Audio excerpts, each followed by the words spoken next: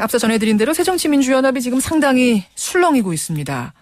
어제 박영선 원내대표 겸 비대위원장이 비대위원장의 외부 인사를 영입할 것이다 이렇게 밝혔는데요. 뭐 여기까지는 예상이 됐던 일입니다만 그 외부 인사가 새누리당의 비대위원 출신 이상돈 교수라는 얘기가 흘러나오면서 분위기는 급속히 얼어붙은 거죠. 온몸으로 결사저지할 거다 이런 강한 반발부터 시작해서 의견 수렴 절차가 없었다. 이런 과정에 대한 반발까지 다양한 비판이 나오고 있는데요. 당의 중진 한 분 모시겠습니다. 새정치민주연합 정동영 상임고문 연결이 돼 있습니다. 정동영 상임고문님 안녕하세요. 네, 안녕하세요. 예. 마음이 어수선하시죠? 글쎄요, 걱정입니다. 예. 일단 이상돈 교수가 수락을 아직 완전히 한 건 아니라고요. 글쎄요, 이제 이분을 영입하기는 사실 어렵게 됐다고 봅니다. 어렵게 됐다라고 지금 확실하게 말씀을 하시는 건가요? 제가 이상돈 교수라고 해도 예. 당에서 환영을 해도 참고 처리를 해도 어려운 결정인데 예. 어떻게 수락할 수 있겠습니까?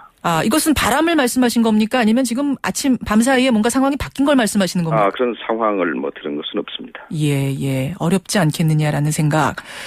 그런데 어제 정동영 고문께서 좀 비슷한 말씀을 하셨어요. SNS를 통해서. 민주당을 뿌리채 흔드는 실책이다. 당원과 당 역사에 대한 모독이다. 이렇게까지 말씀하셨는데 왜 그렇게까지 안 되는 일이라고 판단하시는 겁니까?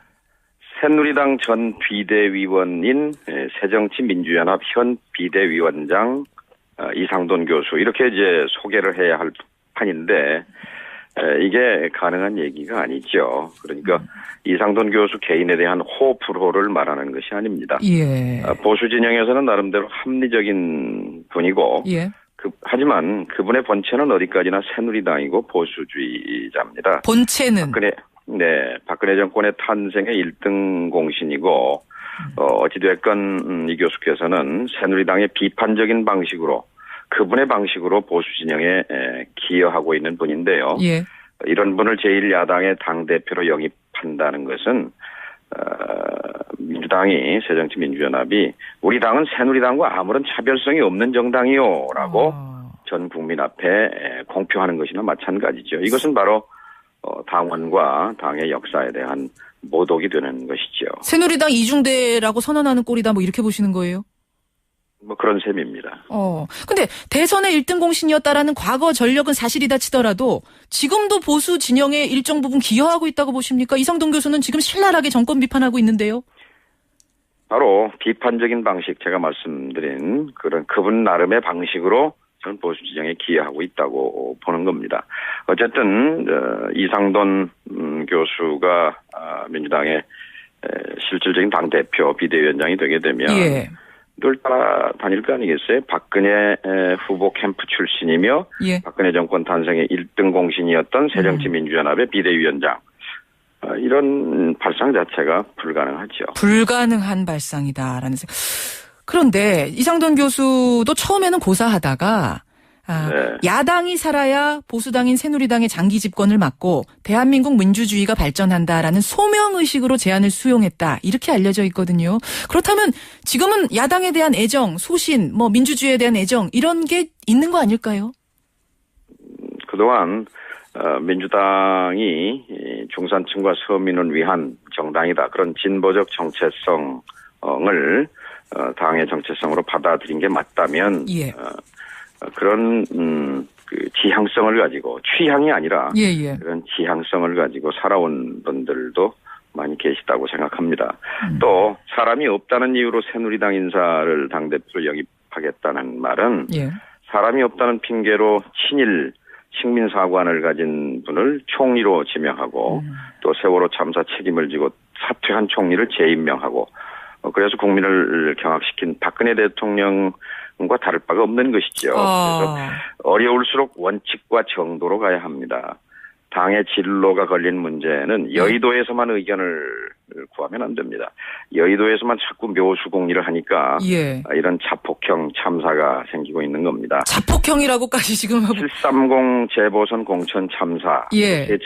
두 차례의 세월호 여야 합의 참사, 예. 또 이번에 새누리당 인사 당대표 영입 참사, 예.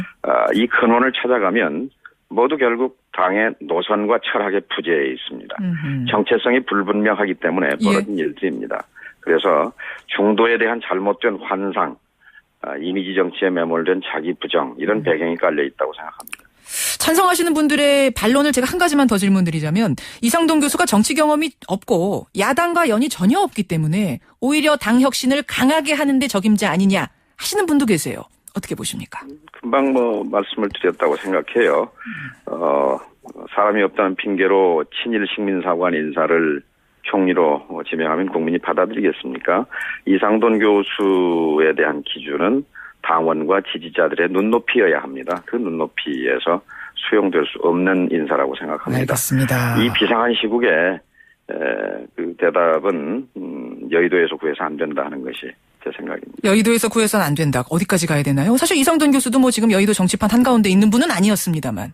당원과 야당 지지자들에게 의견을 구하고 특히 세월호 현장 민심과도 긴밀히 소통해야 합니다. 세월호 민심이라는 것은 대한민국이 달라져야 한다는 강렬한 소망이 담긴 생생한 민심이라고 봅니다. 그래서 민주당 비대위원장은 아래에서 구해야 합니다. 사회적, 경제적 약자를 대변하면서 살아온 분들 가운데서 찾아야 한다. 그런 생각입니다. 누구를 좀 염두에 두고 계시는 분이 있는 건가요? 정도영 고문님? 저는 많이 계시다고 봅니다. 그러나 특정인을 거명하지는 않겠습니다만 지금 국민들께서는 야당다운 야당, 강단 있는 야당, 대안 있는 야당 이걸 요구하지 않습니까?